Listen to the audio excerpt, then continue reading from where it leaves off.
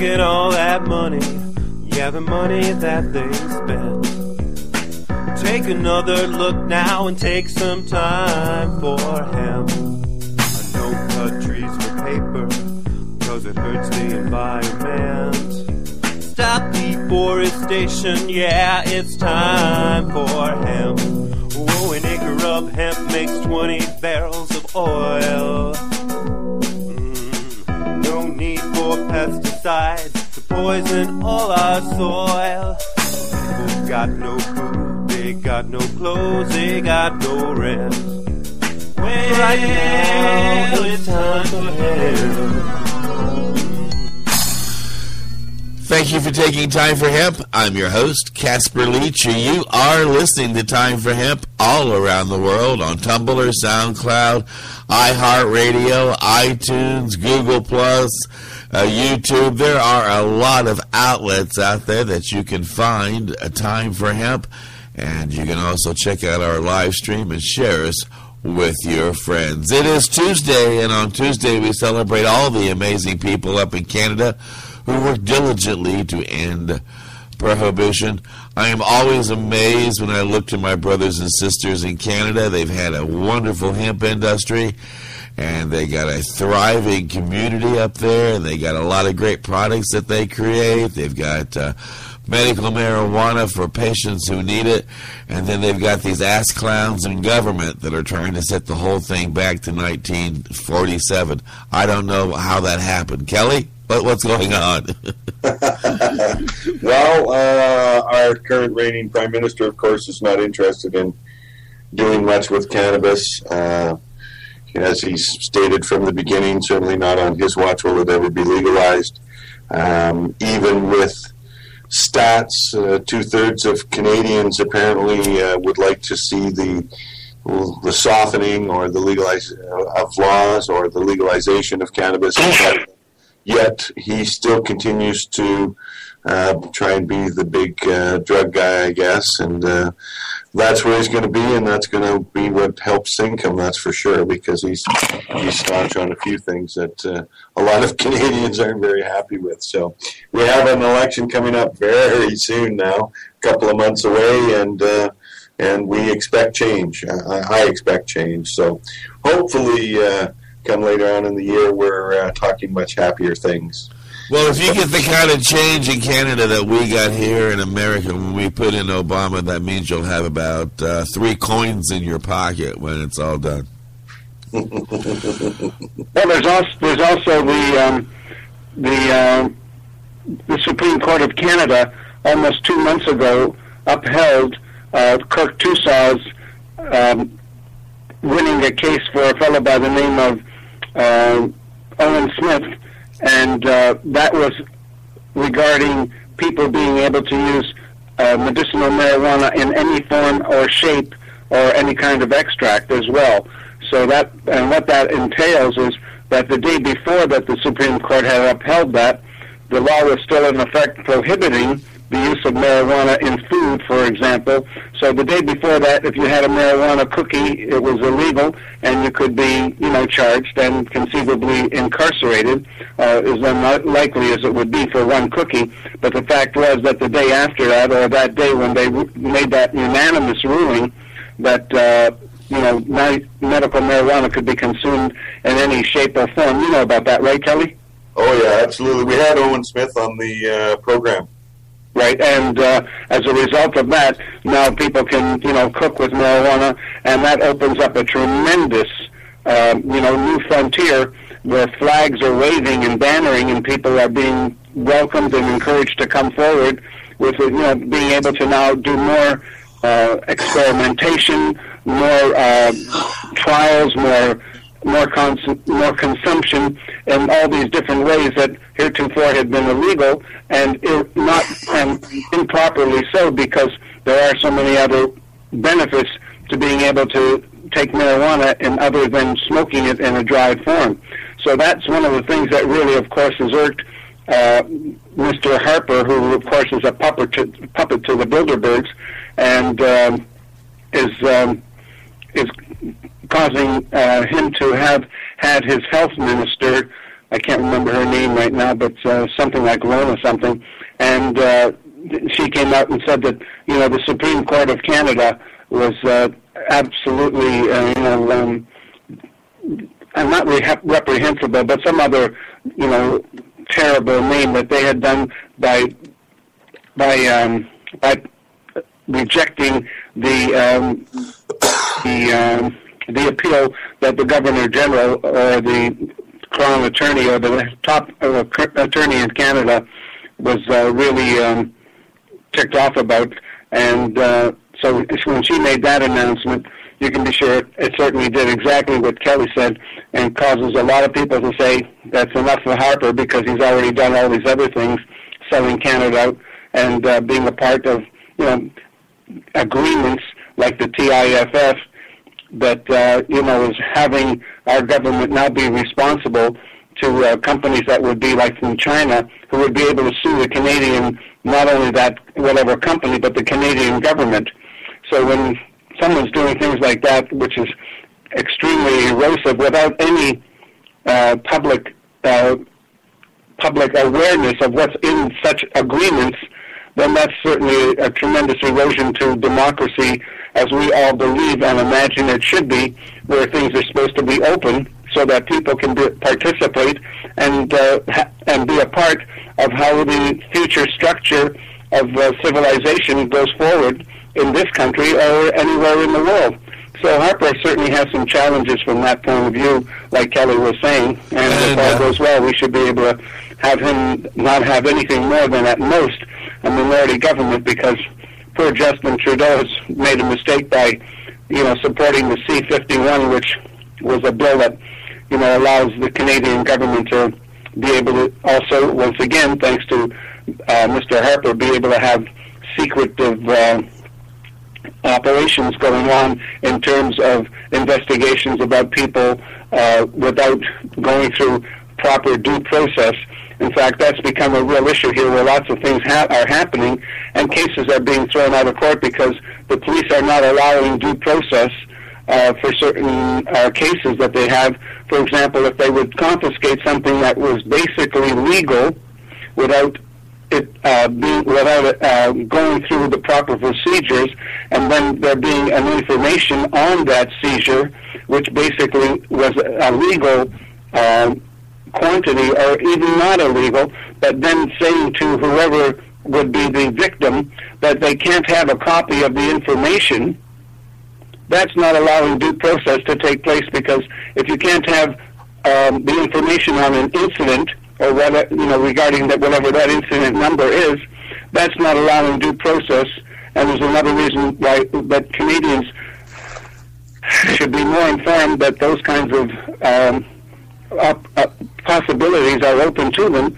But of course, this intimidation continues to go on, intimidating people and causing them fear, which is the biggest issue that the elite, the wealthy elite, have been controlling the rest of the world population with, especially here in Canada as well, and certainly in the USA, because of the amount of people down there who are absolutely convinced that they have been convinced, not that they are convinced, but they've been forced into believing that if they don't know who somebody is and you meet somebody on the street, that you have to be prepared to accept the fact that they could be a terrorist if you don't know them, and that we don't get along. This is a little bit of some of what we talked about yesterday, Casper. For example, our audience doesn't get along is our natural instinct, and that's the biggest bunch of bullshit I've ever heard in my life, as one of the biggest bunches of bullshit. Sorry, not the biggest, but certainly one of them. Like that, that we don't instinctively get along. We sure do get along instinctively. Our instinct is to get along, just like the billions of people every day are on super highways, and we're all driving along at this tremendous velocities, tremendous speeds, inches away from each other at a time, and we're all managing to get to where we're going very nicely without knowing each other or anything like that. So I'm really tired of hearing about how people, don't get along, considering how many highways, how many streets, how many cities, how many towns, all over the world, people managing to get along just fine as drivers with automobiles. You get that, right? I get that, and our audience hasn't had a chance to be introduced to you yet, which we appreciate you jumping in with comments. You were on Wolf's show, The Farmer in the Sky is How I Met You, and right. Kelly had a chance to meet you. He was up in Canada, so I'll let Kelly introduce you. And from what you said, too, that also explains why Kelly has the ABC approach to voting, right, Kelly? Yeah. This is, hi, Lawrence. This is Lawrence Cherniak, for those of you who are listening and wondering who that third voice was. How you doing today? I'm good. Thank you for asking. I hope you're well, too. Yes, of course. Every day is a great day. And ABC stands for what, Kelly? Yeah, ABC, of course, is anything but conservative. Good one. My motto for please vote, it's ABC, anything but conservative. Right, is my motto for the election. And yes, of course, I was pretty heavy on to the Liberals, but of course with Justin voting for Bill C-51, that certainly changes things a lot. And and I see in the polls as well that the NDP is doing very, very well in the polls right now. So I have who knows, of course, what's going to happen during the election, but it might be that tight enough that there might be a real an actual three-way race, and these guys might have to come clean and do something in order to win this particular election. It's shaping up to be pretty darn tight out there, not really a front runner, so to speak. Right, the Liberals and the NDP are.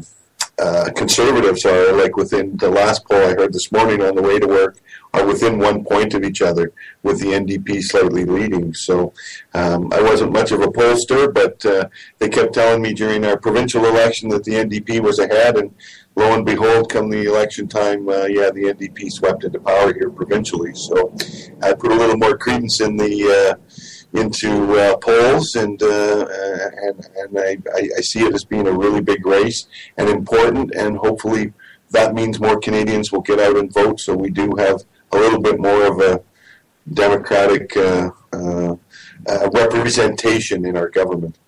Right. So here's are you done with that, Kelly? Can I? Yes, absolutely. Please go ahead. Here's a story about Harper's chauffeur. One day they were touring the countryside, right, and in this chauffeur-driven limo, and suddenly this donkey jumps out onto the road, and they hit, full on, and the car comes to a stop, and Harper says to the chauffeur, he says, well, get out and check, you were driving. So the chauffeur gets out and checks and reports that, the animal's dead. So Harper again says, you were driving, go and tell the farmer, because that's the only house in the area. So hours later, the chauffeur returns and plastered, totally drunk, right, and his hair is ruffled with a big grin on his face. And Harper says, my God, what happened to you? The chauffeur replies, well, when I got there, the farmer opened his best, bottle of whiskey. The wife gave me a slap-up meal, and the daughter made love to me. He says, what on earth did you say to them, said Harper. And he says, well, I knocked on the door, and when it was answered, I said to them, I'm Stephen Harper's chauffeur, and I've just killed the jackass. I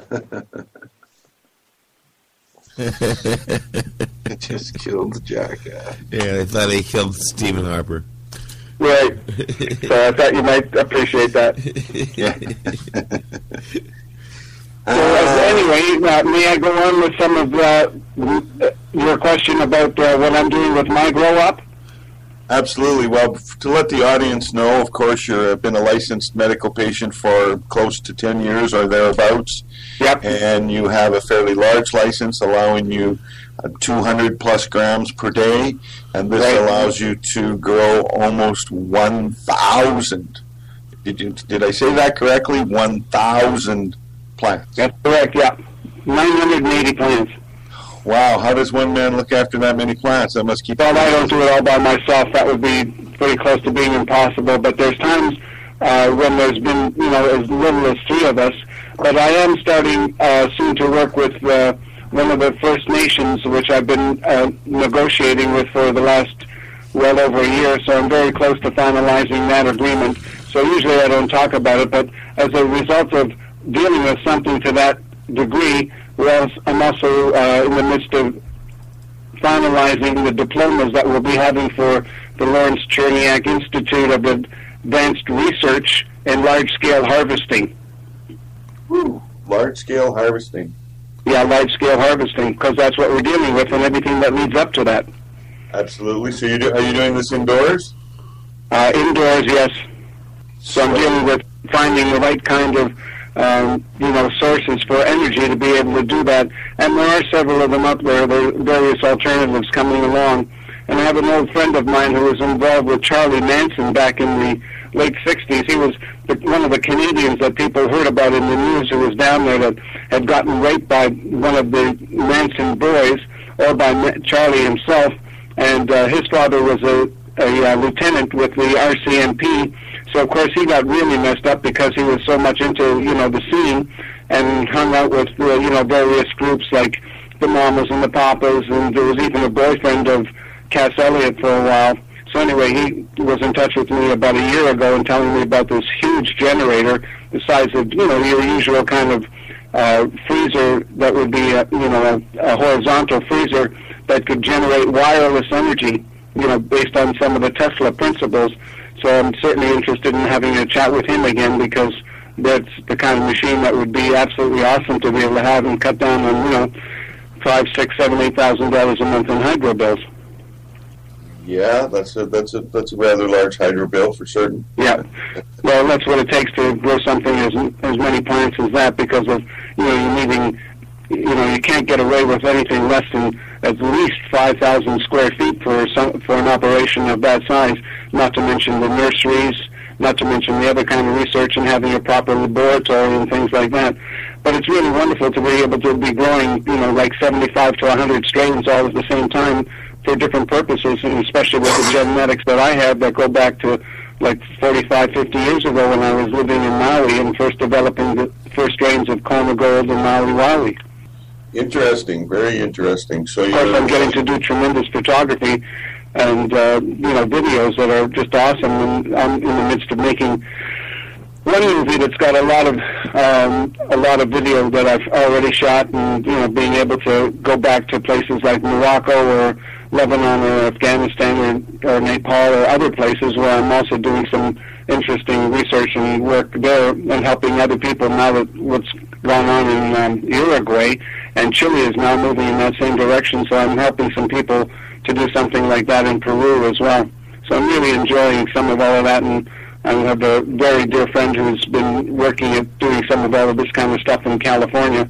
So I'm looking forward to being able to really enjoy watching the expansion of this kind of cosmic consciousness finally be released the way it should be, in the way Timothy Leary used to talk about in the 1960s and 70s, who was also a dear friend of mine and wrote the introduction. Actually, he wrote the preface to Book 2 of the Great Books of Hashish.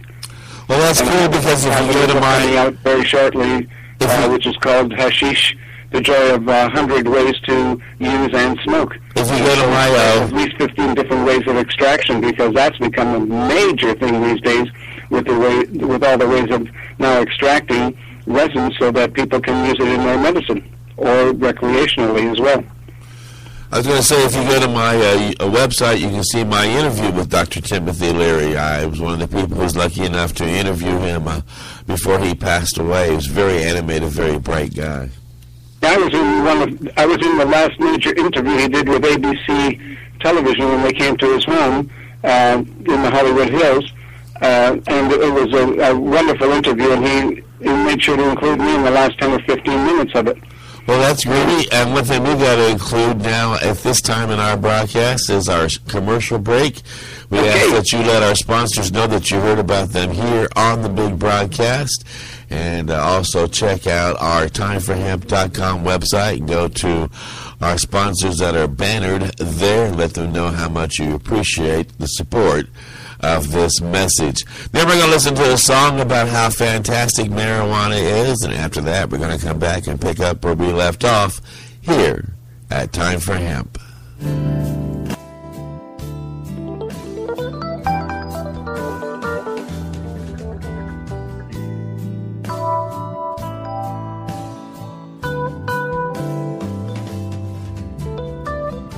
You are listening to the Time for Hemp Global Broadcasting Network. Please share us with your friends. THCF Medical Clinics are the premier physicians clinic in the United States. THCF has offices all across the United States from Hawaii to Michigan. THCF Medical Clinics has helped approximately 150,000 patients obtain their medical marijuana permits to legally possess, grow, and use medical marijuana. If you have chronic pain, multiple sclerosis, or any other neurological degenerative disease, or if you have any gastrointestinal disorders such as GERD, irritable bowel syndrome, or if you have AIDS, cancer, spastic disorders, seizure disorders, or glaucoma, call us at 1-800-723-0188 or visit us online at hemp.org. Again, the number is 1-800-723-0188 and the site is hemp.org. Well, I wish I had a bowl, a good green reefer, a big fat Joe be much, much sweeter. Mighty don't hide it. Mighty don't hide it. Yes, mighty don't hide it. Mighty don't hide it. Well, mighty don't hide it. Fire it up right now.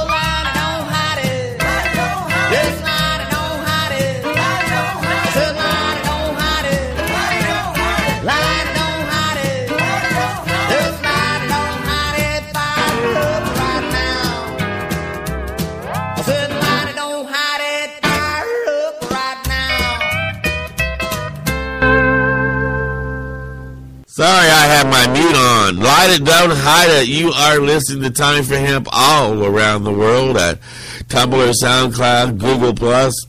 And we do encourage you to light it, don't hide it, and come out of the closet and be proud of being a marijuana consumer. Speaking of consuming marijuana, cannabis, we know that many people out there do so for medicinal purposes. And Kelly and his team have a wonderful offer to somebody who needs to take medical marijuana and wants to take it as cleanly as they possibly can, but cannot afford the contraption to make that happen. Kelly, I'll hush and let you share that with our audience. You bet. For those of you that are listening, we give away a free vaporizer. Yes, it's free. We even pay to get it to your door. I know it sounds crazy, but yeah, we do it. We do it for fun, and we like to do it. So what we're looking for is anybody in the world and yes, I mean anywhere. We've sent them some pretty strange places on the planet. But we're looking for specifically medical patients who use cannabis and for their particular ailment, whatever it may be, and simply cannot afford and would like to purchase a quality vaporizer.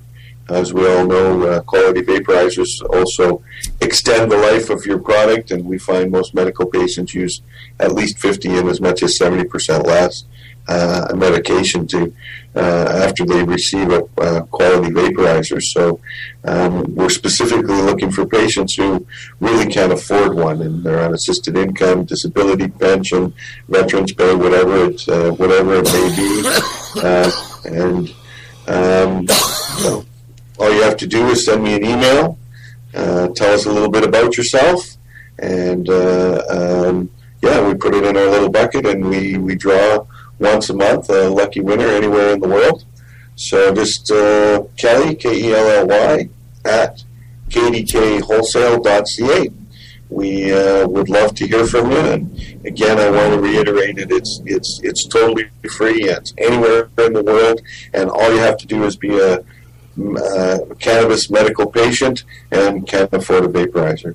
Real simple and easy criteria. We hope to hear from a lot of you that are listening, and those of you that are listening and can afford a vaporizer, you probably know somebody who cannot, and maybe pass that information on to them. That would be great.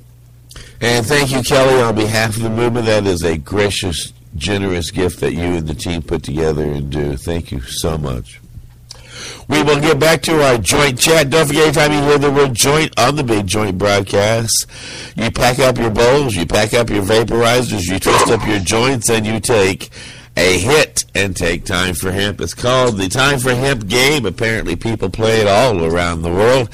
And anytime you're listening to the Big Joint broadcast, you and your joint friends who are jointly tuning in should be hitting that joint every time you hear the word joint. Let me pass this joint chat back to my joint friends here at Time for Hemp. Kelly? Hey, thanks, Casper. Yeah, just before the break, Lawrence mentioned about a new book coming out. For those of you that don't know, Lawrence is already a published author, and maybe you can tell us about your previous writings and what we can expect to come. Sure. Is that all right with you, Kelly? Absolutely. No, we'd love to hear about it.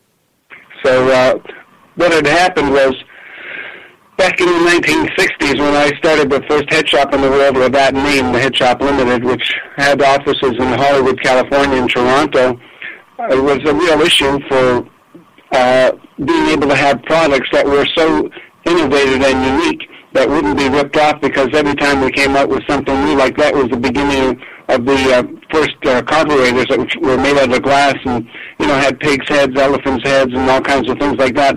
Still, people were so excited about this culture barely getting started that it wasn't long before anything like that was ripped off. So that's when I started making the Cherniak line of cigarette papers with different colors, rainbow papers, leopard skin papers, the original Cherniak purple zonkers, and pirate papers, rock and roll music papers.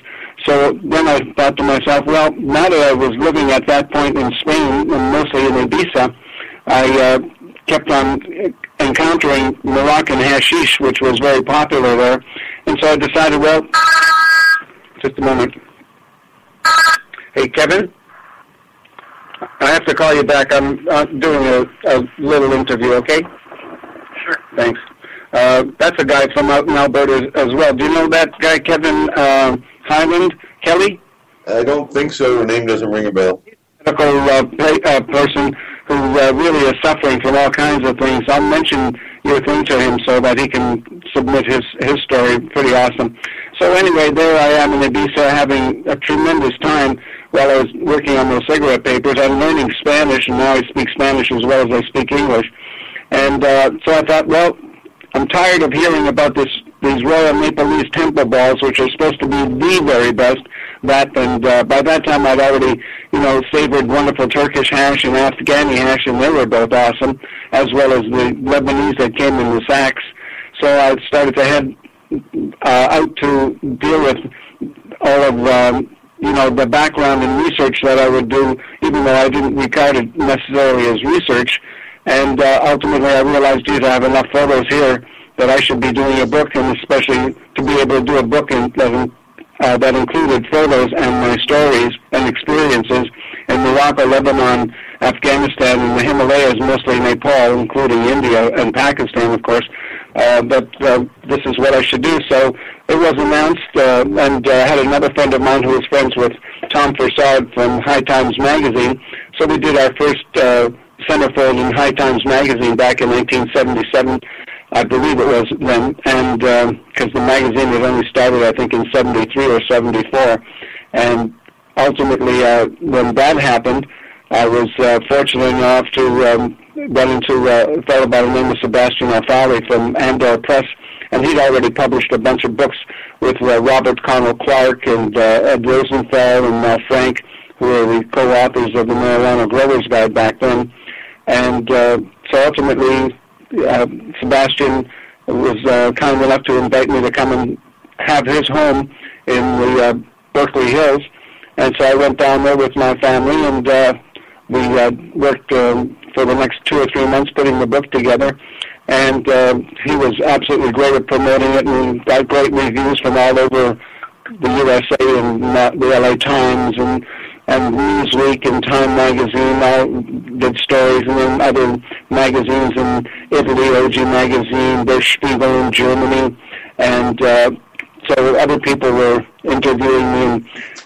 And Michael Aldrich, who was the curator of the Fitzhugh Ludlow Memorial Library, wrote a wonderful introduction, and we ended up coming up with that book, which changed the map of the world in terms of drug photography, because there was hardly any drug photography in those days, and nobody had ever shown any photos of hashish in the world.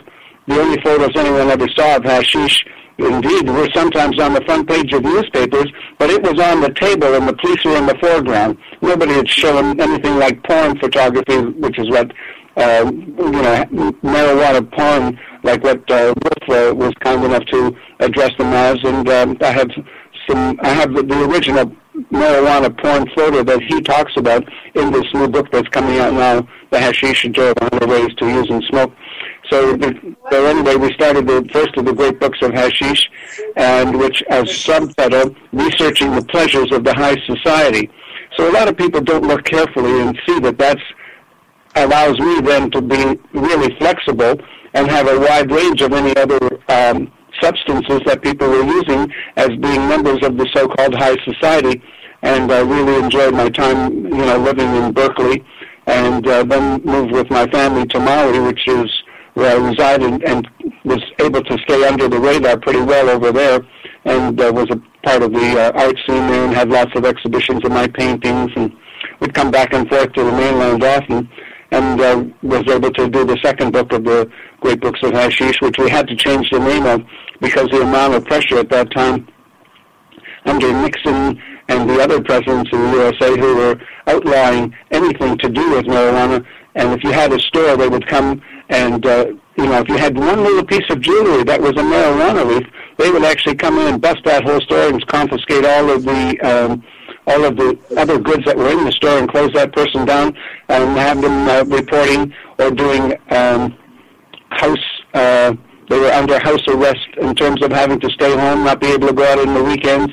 And the stress was incredibly heavy because of any image that had to do with a marijuana leaf, because that was ultimately, totally against William Randolph Hearst and the rest of the elite who felt threatened because of their businesses having the competition of marijuana or the cannabis plant as hemp, because of it being able to be a true natural product for paper and for clothing, for fuel, for compost, for all kinds of things, and of course nutrition.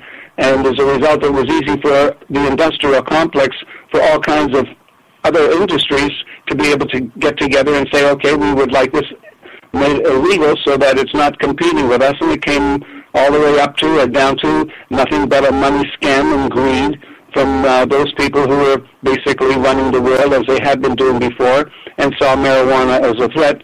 So by my having that first book out, which revolutionized the publishing industry, there'd never been anything like it, some wonderful reviews from back then. There's a fellow by the name of David Russell out of England who was coming to Amsterdam, and so he met and he did a wonderful review you can find on the internet that just goes on and on. And I continue to have a relationship with him, and we've had some wonderful times together because of that wonderful review that he wrote that says wonderful things. And as a result of that, I ultimately, of course, became the first and only ever international correspondent with High Times magazine.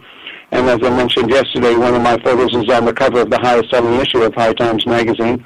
And I've had more centerfolds in High Times magazine than any other contributor.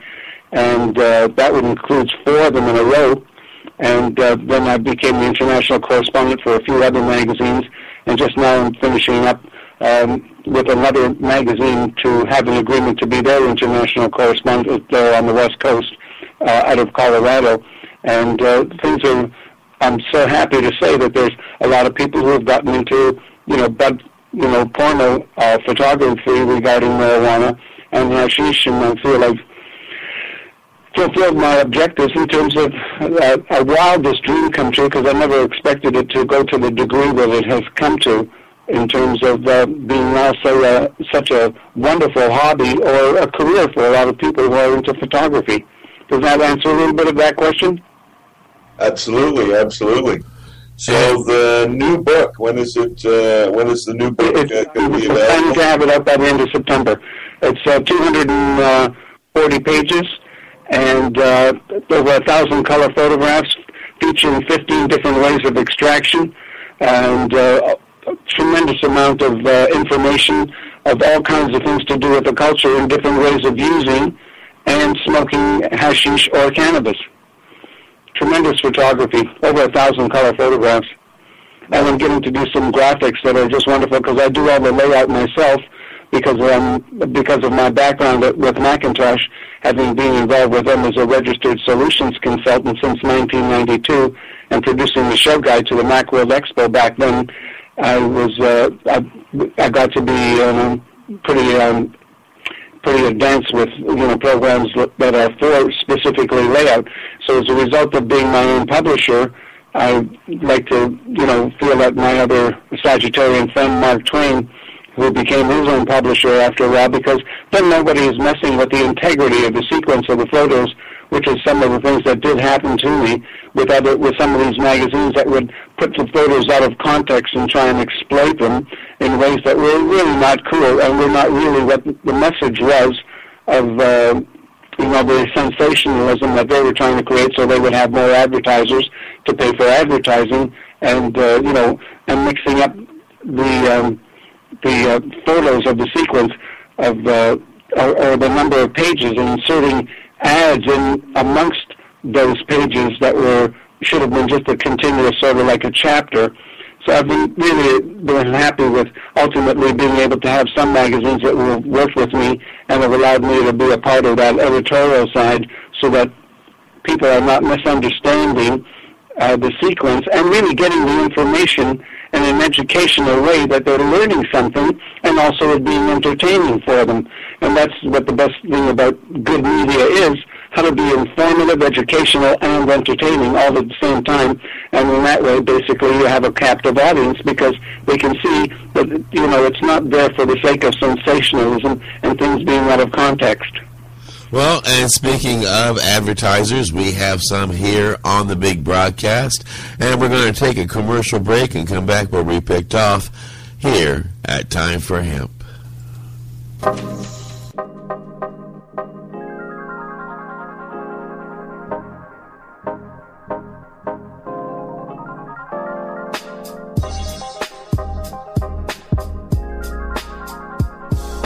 You are listening to the Time for Hemp Global Broadcasting Network. Please share us with your friends.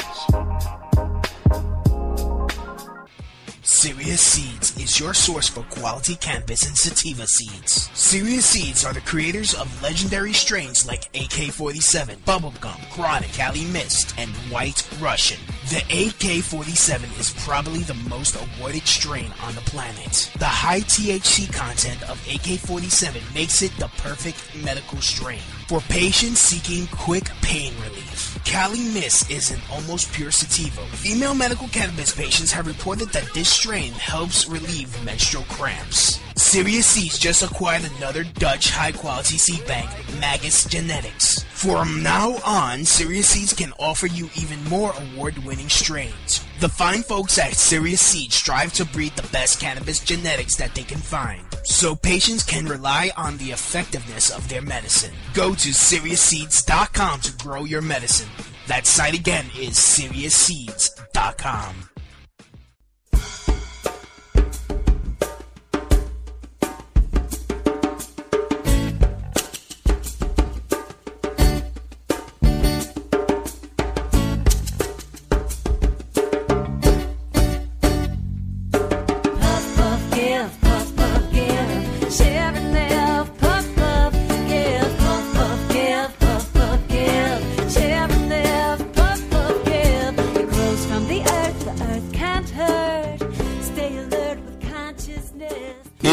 Stay alert with consciousness. Don't phase out. I don't care if you're utilizing cannabis or if you're having a couple of beers or if you're having a couple of Hershey bars. You know, you can have a sugar rush and then all of a sudden a nap attack. And if you're operating heavy equipment, that might not be a good thing if you're suddenly all drowsy, right? So be aware of what's going on around you. Get out and help the world become a better place. Let people know how important it is to end the prohibition.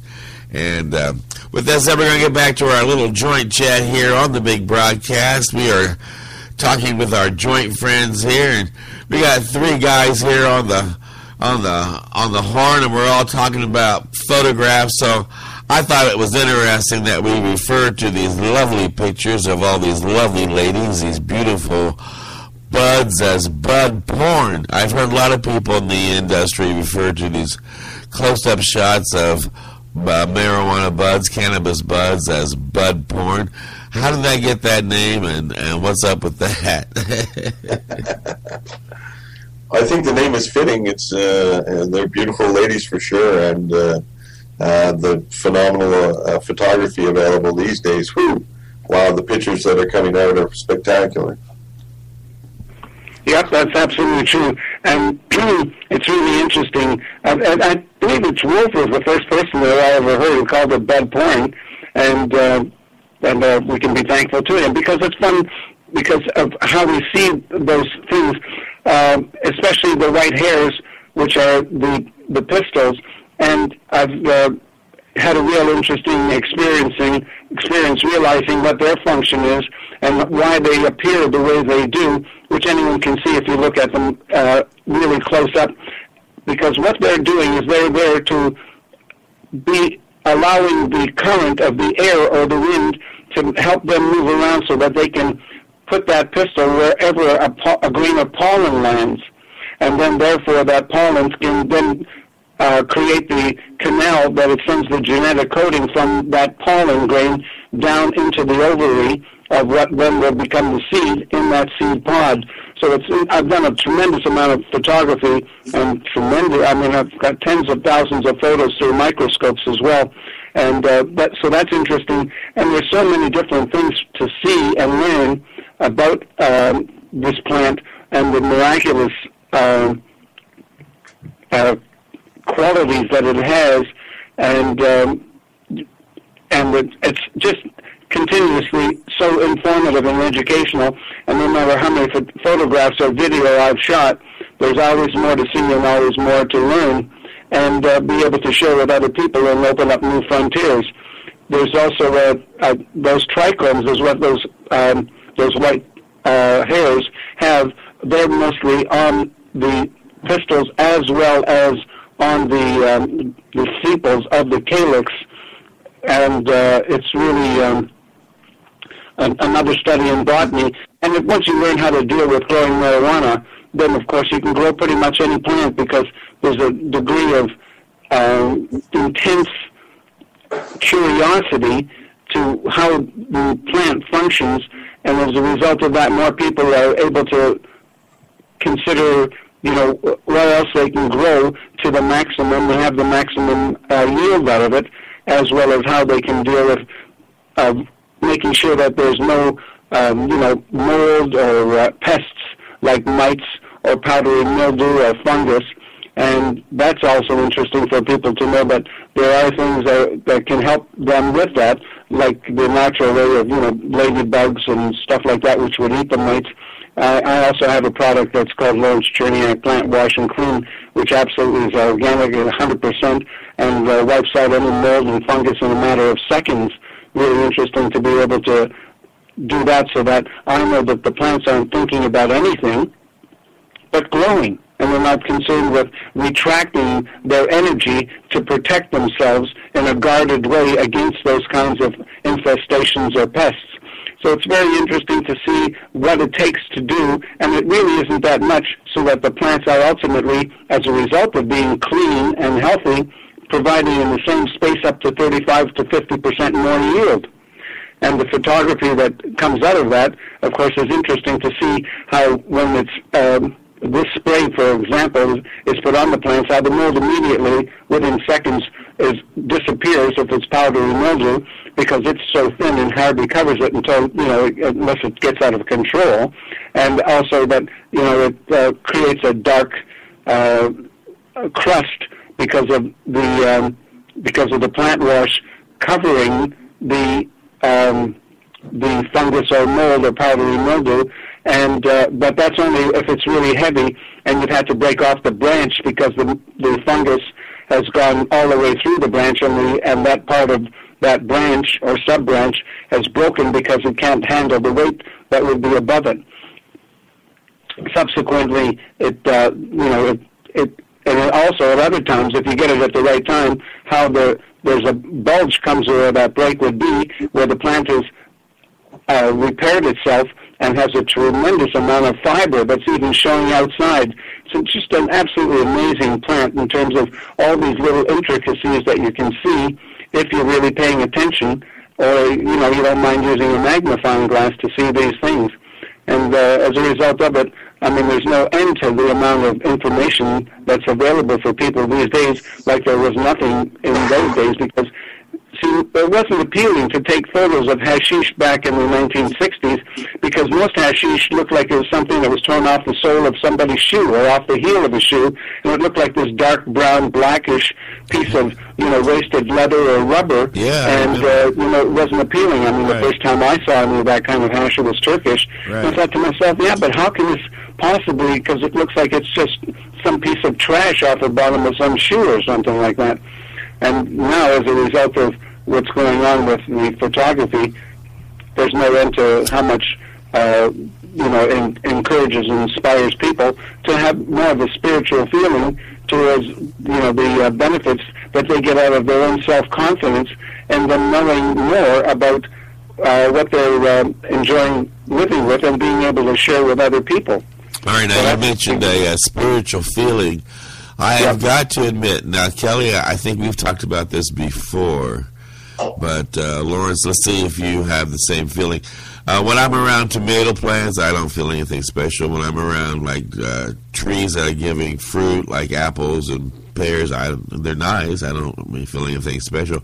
And even when I'm around rose shrubs and other types of flowering plants, I think they're beautiful, but when I'm around a marijuana plant, I almost feel like it has its own aura, like it has its own spirit. I can't put my finger on it. Well, it does, absolutely. And I know that when I have them in my garden, and you let them, when you're growing inside, get a little too dry because you don't want to overwater, and then when you water, it's like all their branches would stand up like little arms and hands, like they were waving at me and saying, "I love you" and "thank you." And it was just weird when I was around. And I can be that one plant can be in a garden of so many flowering plants, and I can sense right where that plant's at because of its aura, its spirit. Is that true for you guys? Absolutely. 100%. Kelly? Yeah. Kelly? Yeah, I'm here. You too, right? Oh, Like I say, 100%. There's no... Yeah, 1,000%. And see, and it's a lot of fun then if you're having a selection like I have, but I'm so thankful for it. I have all these wonderful names I can give to these specific genetics that I've developed. Well, any idea why it is? It seems like it has its own spirit, so remarkably so, from all the other plants in the garden. Right, and I'm also able to have, of course, developed the weed that I have in terms of smoking to be, by all accounts, there's nobody I don't encounter and that I share it with who does not say that this is absolutely the smoothest smoke that they've ever had in their life. And this is sometimes people who've been smoking for 45 years. They say after all this time they cannot, are you ready? Fucking believe it that after all this time here's the smoothest smoke that they've ever had in their life. And of course the resin that comes off the fingers when they're trimming by hand, or that comes onto the rubber gloves if you're doing a lot of it, that you would put into the freezer in your fridge, and then be able to take it out very nicely, something like what Shadow does. It's just awesome what happens with all it. Incidentally, Casper, I sent you one of the photos of myself with all that weed. Unfortunately, it's not the one that we talked about, but just to give you an idea of me sitting in the chair cleaning some of the seeds out of them. Are you able to access your email at this point? All right. Well, I can't. I'll go look at it while you and Kelly wrap up the last 6 minutes of this interview. Absolutely. So in any event, I was happy to send that to you because I was lucky to find it with the tens of hundreds of thousands of photos that I'm working on with these with over 20 some odd terabytes external hard drives. You know how much that is, right, Kelly? No, I'm not very computer literate. Well, terabytes are like each terabyte is 1,000 gigabytes. So a lot of drives that were external drives, you know, we were lucky to get up to 1 or 2 terabytes. Now you can get up to 4 terabytes, and I'm working with over 20 terabytes of external drive. So it takes some doing sometimes to get to some of the photographs that I'm dealing with or looking for. So Lord, I'm gonna post this on. I'm gonna post this on my Facebook and on my website. That is like a ton of bud. Yes, it is. That's a photo from about almost 10 years ago, I would say. I've never seen that much bud in one spot. You spelt your damn name out in it, and then you spelt the word seeds out in it, and then you're by this huge-ass, happy-ass pile of it. Good. Oh, yeah, man. I'm happy there. Ladies and gentlemen, now you can appreciate how I am so thankful every night when I go to bed, because I know I've accomplished something every day that has to do with this, and it's, you know, one of the biggest major hobbies that anyone could ever have, apart from some of the other artistic and creative stuff that I do. Well, and of course, I'm doing all of the work on the books all by myself too, because of my ability, like I was mentioning earlier, and my concerns about not having my stuff put out of context, so I make sure that I can edit anything at any time, and I don't have to wait for somebody who would love artist either. All right, now we're down to I got to jump down to the last 2 minutes, and I want to let my audience know this is my last show. I'm closing up shop. I'm moving up with Lawrence tomorrow. Okay. And you will find me somewhere in a pile of bud. Just bring your shovels and start digging. Good God.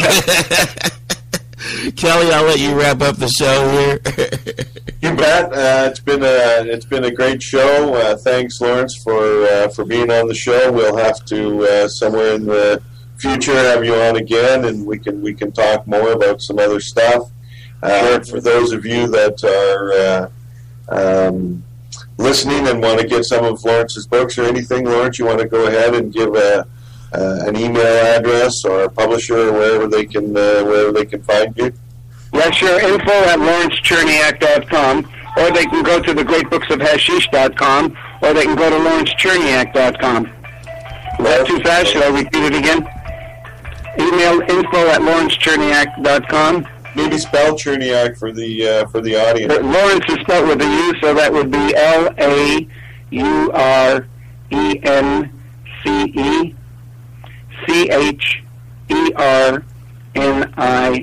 LAURENCECHERNIAK.com, or thegreatbooksofhashish.com. Perfect. Thank you very much again for being on the show. For those of you that are interested and didn't get my email in the free vaporizer, it's just Kelly, Kelly, at kdkwholesale.ca. Thanks, Casper. Have a great day, everybody. And I want to remind people that we are a team of people who are working diligently to end prohibition. If you like this broadcast, we have 19 other hosts on the timeforhemp.com website that are also producing content that is focused on ending prohibition. All of our MP3s are free to download and share with your friends. And remember, the next time you hear me, you'll know that it's time for hemp. Look at all that money, yeah, the money that they spent. Take another look and spend some time for him. Don't cut trees for paper, cause it hurts the environment. Stop deforestation, yes, it's time for him. Whoa, an acre of hemp makes 20 bales of oil. No need for pesticides to poison all our soil. People got no food, they got no clothes, they got no rent. Well, time for help! Yeah.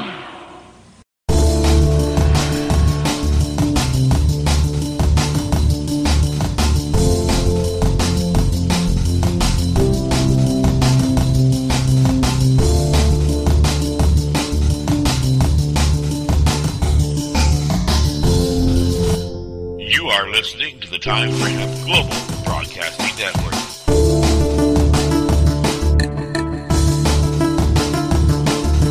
The only broadcasting network dedicated to ending the global war on drugs on iHeartRadio.